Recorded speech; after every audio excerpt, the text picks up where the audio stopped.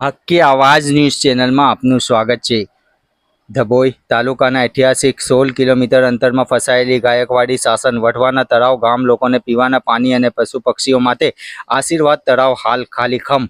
ધભોઈ તાલુકાના વઢવાના ગામે આવેલ ઐતિહાસિક વઢવાના તળાવમાં ભર ઉનાળે માત્ર 10% જેટલું પાણી। અહીં વસતા દેશ વિદેશના પક્ષીઓ માટે ચિંતાનો વિષય। વઢવાના તળાવમાં દેશ વિદેશના હજારો પક્ષીઓ નિવાસ કરતા હોય તળાવમાં ખાવા પૂરતું પાણી હોય। આગામી દિવસોમાં પાણીની સમસ્યાને લઈ પક્ષીઓ સ્થળાંતર કરશે તેવી સ્થિતિ। હજુ તો ઉનાળો બાકી છે ત્યારે પક્ષીઓ પ્રવાસીઓ અને પ્રકૃતિઓ જળવાય તે માટે વઢવાના તળાવમાં પાણીનું લેવલ જળવાય તે જરૂરી છે। રિપોર્ટ રફીક મંસૂરી। વઢવાના પક્ષી સરોવર ગુજરાતમાં નહીં પરંતુ સમગ્ર વિશ્વની અંદર વિશ્વવિખ્યાત છે। ત્યારે ચાલુ સાલ ઉનાળો ઘણો અસહ્ય ગરમીથી ભરપૂર હોય ત્યારે વઢવાના પક્ષી સરોવરની અંદર પાણીનું લેવલ 0 હોય એવું લાગી રહ્યું છે।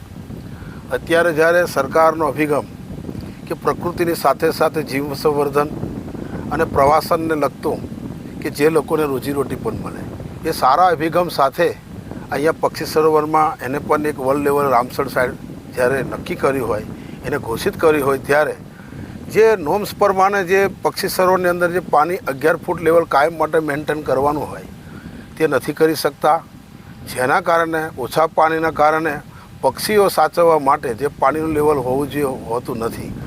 અને જે સરકારનો અભિગમ છે કે વધુમાં વધુ પક્ષીઓ વધુ સમય સુધી રહીને અહીંયા જ પ્રજનન કરે એ અભિગમ અહીંયા સફળ થતો હોય એવું લાગતું નથી। કેમ? સરકારનો અભિગમ સારો હોવા છતાં પ્રશાસનને લગભગ તાલમેલ હોય એવું લાગતું નથી।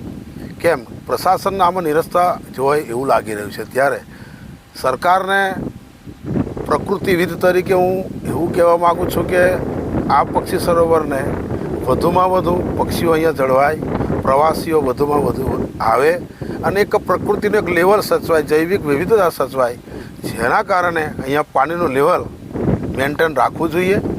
તો આ જે રામસર સાઇટ છે એ સારી રીતે યોગ્યતા પ્રાપ્ત થાય એવું મારું લાગે।